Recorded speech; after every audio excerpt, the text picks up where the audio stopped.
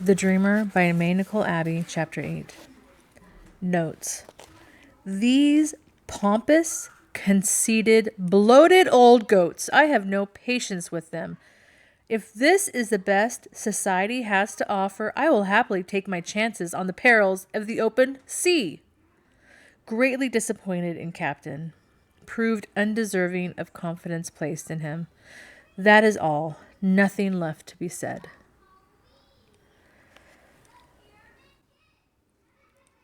The man who opened the enormous gleaming mahogany door was small and balding and fit exactly every stereotype of the pretentious 18th century English butler. His eyes traveled over us cursorily, deducing in the matter of seconds that we were people of no consequence and therefore hardly worth the evidently considerable effort common courtesy requires. "I'm sorry, sir." "Is Lady Alistair expecting you?" "I'm afraid not," Captain said. "Well, I'm afraid she's occupied at the moment and is not taking any visitors.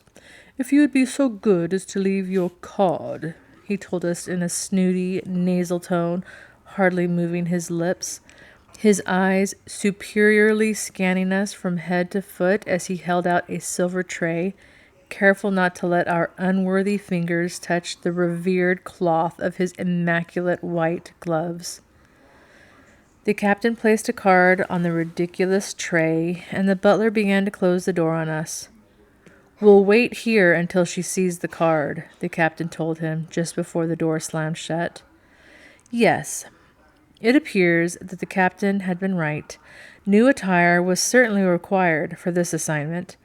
Yet still I was unworthy, evidently, since my lovely new dress weighed less than 1,000 pounds and was narrow enough to fit through doorways, as well as the fact I was minus one preposterous white wig and bulging black beauty spots in the shape of butterflies. I must be a beggar from the ghetto and kept as far away as possible from the lady of the house at all costs. And here I'd been thinking I looked pretty darn spectacular. I told the captain this while we waited outside the house, and his brows, which had been ominously descending, relaxed again. He laughed. "What are you talking about? No one wears beauty spots in the shape of butterflies." "So, I'm off by a few years? So what? The point remains. Why do we bother with them, Captain?" I muttered, my unhappy eyes still on the closed door. "Because she'll be an asset if we do this right." "Why? Because she's rich and pretentious? She didn't even invite us into the house." "She knows nothing about us. Not yet."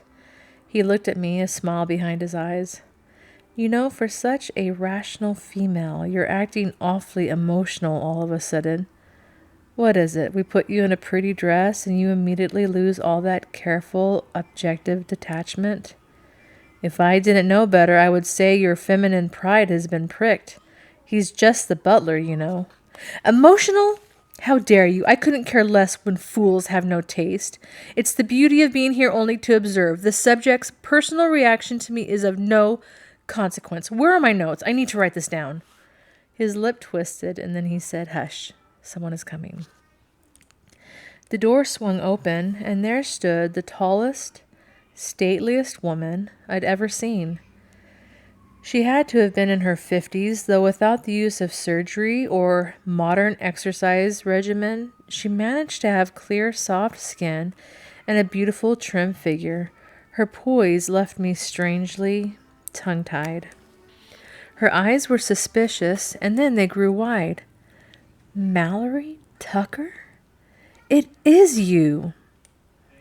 "Lady Alistair, you didn't have to come to the door."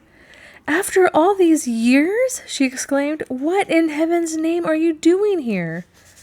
"Waiting to be invited in, if that's all right." "Forgive me." She opened the door wide. Well, I thought grudgingly, perhaps I'd been a trifle impulsive in my first impression. I looked around in interest. The foyer was large and spacious, and there was a round table with a vase full of flowers in the middle of the floor. Doors lined the hall on either side, and a large staircase swept up to the second floor.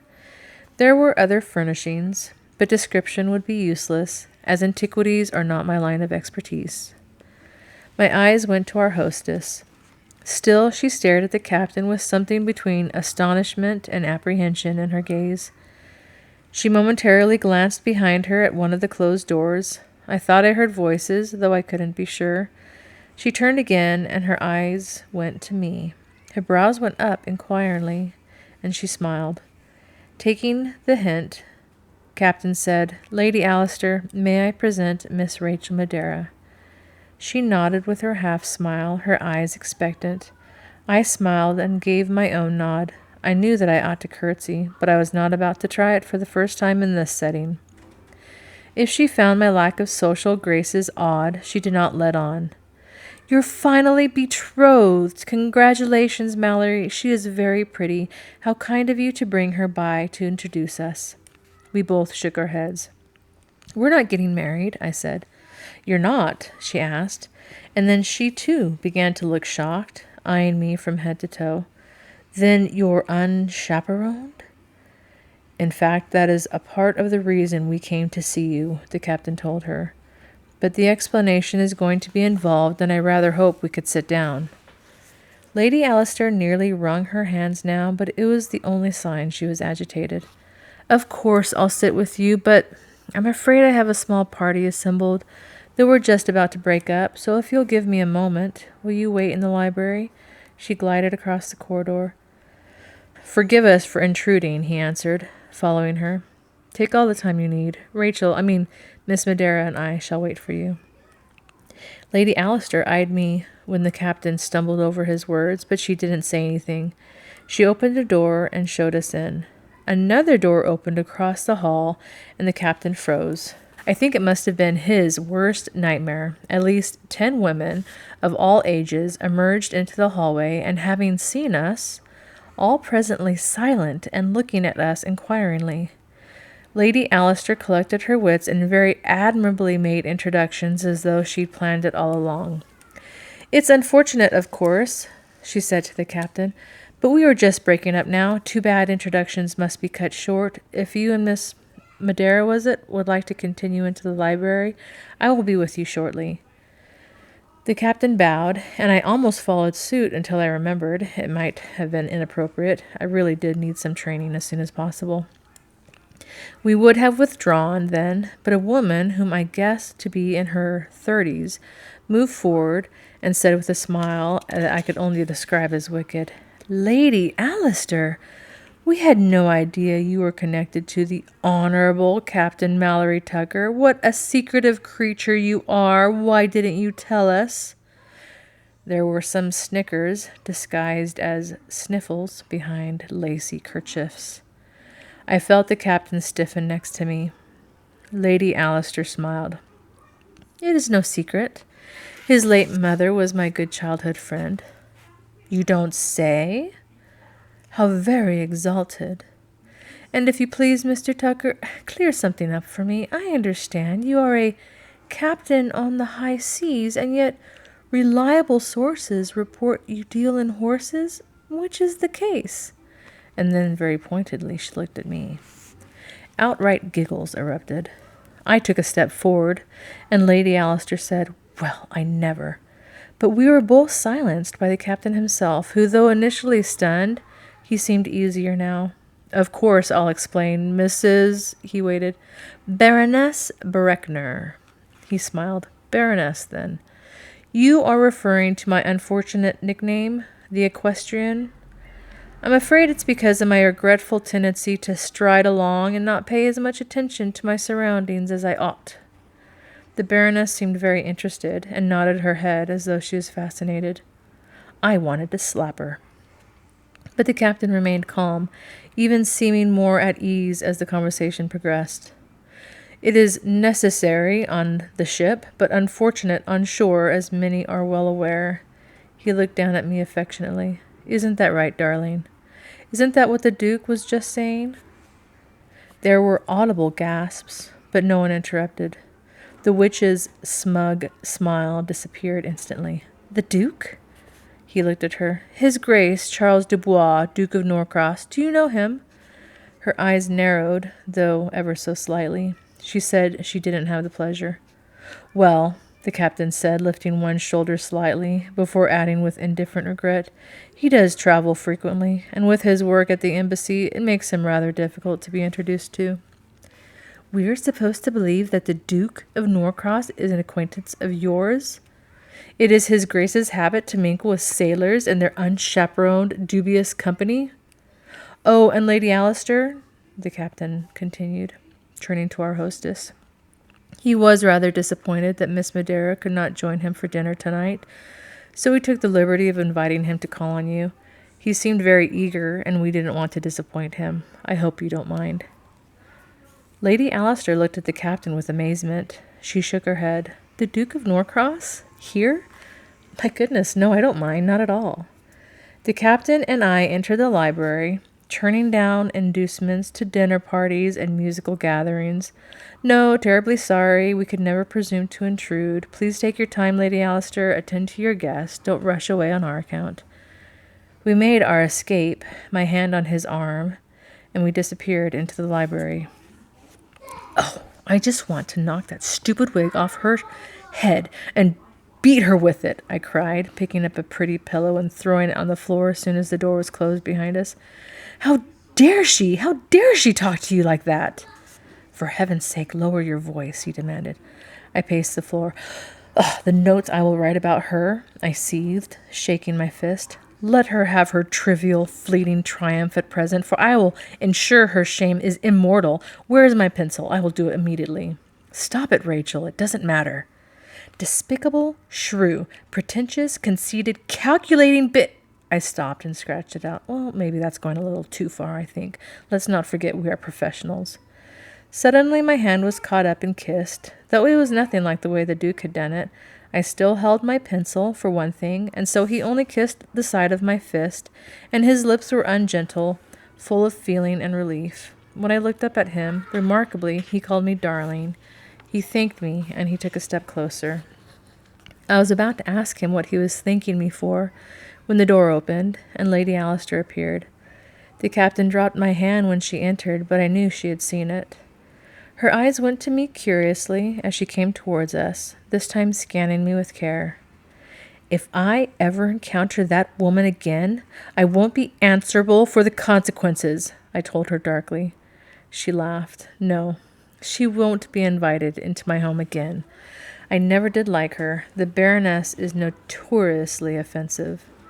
Lady Alistair turned to the captain and said with a sigh, her eyes running over his face, Mallory, how many years has it been? I'm only sorry my poor George isn't here to see you again. And for heaven's sake, bend down and let me kiss you properly, the captain obeyed.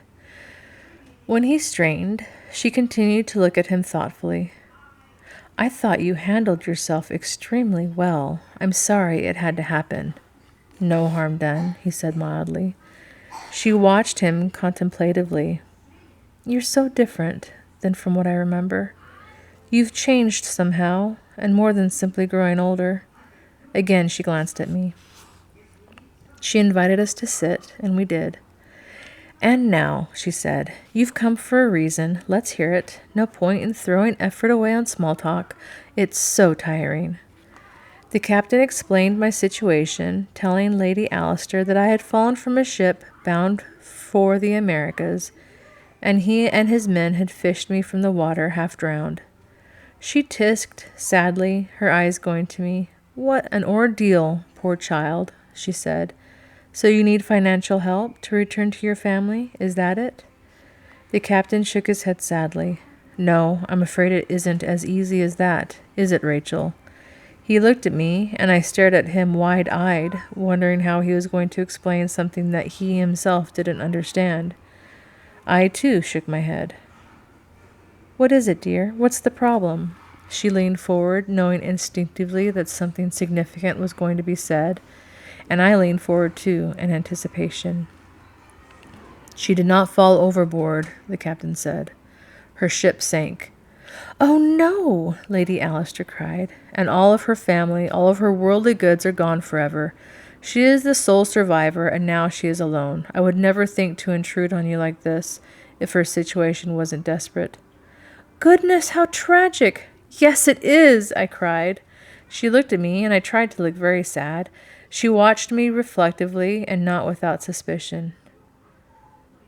Who are your family? She asked. The captain spoke for me as I floundered for an answer. The Maderas are a prominent colonial family. Her great-grandfather made his fortune in shipping. Surely you recognize the name.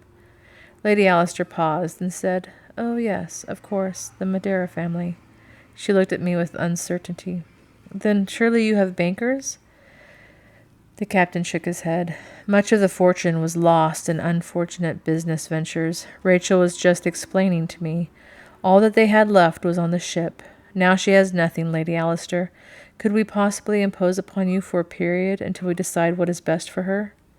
Well, She looked at me, scanning me from head to toe carefully, and then she regarded Mallory. What about you, sir? She asked him. He looked at her in surprise. Me? Yes, what are your plans? He shook his head. You mean with regards to her? If you like, she said. His brows came down. Just what are you implying? Oh, Mallory, stop it. That blustering doesn't work with me. It never has. I'm sure you've been nothing but honorable with Miss Madera, but I couldn't help but notice. She looked at me and sighed, and then turned back at him. Well, have you thought about— No, I haven't, he interjected sternly. She leveled a look at him and spoke steadily. Have you seen the city? Corruption grows worse every day. There is rebellion in the air. It will come to a head soon. Violence. Mallory looked impassive. What can I do? I captain ships. She spoke more gently. I'm sure it would take time, but George, rest his soul, had always said you were born for— Forget it, he answered shortly. There is somebody, she continued. I have a friend in Parliament. He could— Mallory stood up, tense and rigid. He went to the fireplace and stared darkly into the fire. Mallory, she chided gently. He didn't look up. Finally, he said in a strangled voice, I've already attempted it. Don't you remember? How can you ask me to go through that again? But the discussion is over, he told her firmly, looking at her. All I want to know is, will you help my friend or not? If not, then we need to go and find another alternative. She stood too and replied with dignity that of course she would help. Come, child, she told me, urging me to rise. I'll have Betsy show you to a room. Would you like anything to drink? I shook my head. Well then, she said, and rang for the maid, who appeared instantly and received her instructions. By the way, Mallory, she said, a gleam in her eye, do you really know the Duke? Yes, he answered shortly. She tried to suppress a smile. And is he really going to call? He glanced at me before answering grimly, I believe so. Lady Alistair put her hands together, looking pleased, and turned to follow the maid. The captain sighed, then looked down at me with gentleness and an odd sort of tension underneath it all that I did not like. There you are, he said. You'll be all right now. Captain?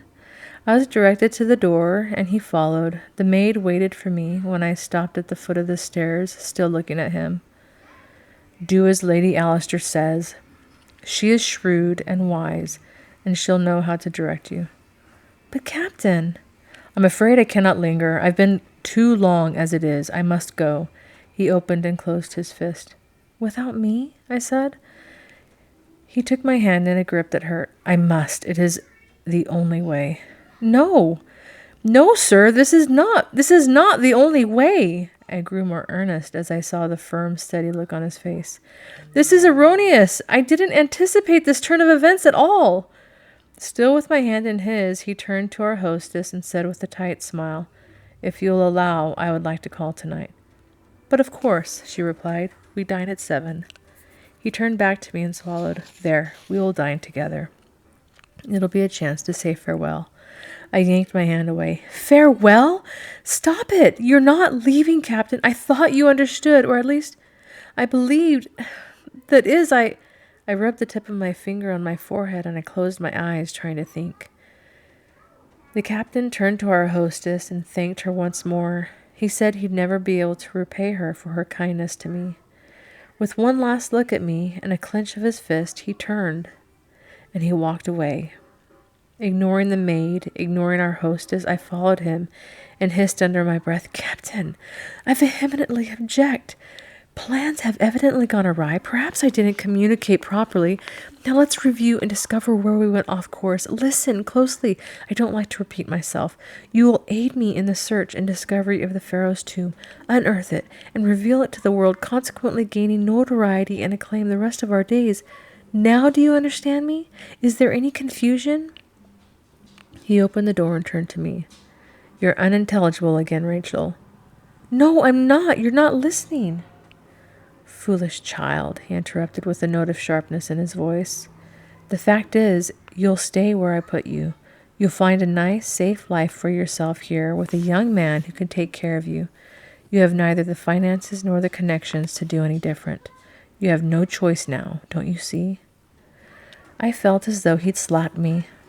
I stood there, a stunned moment, and then anger surged and my eyes flashed at him. I forcibly pushed him the rest of the way out the door.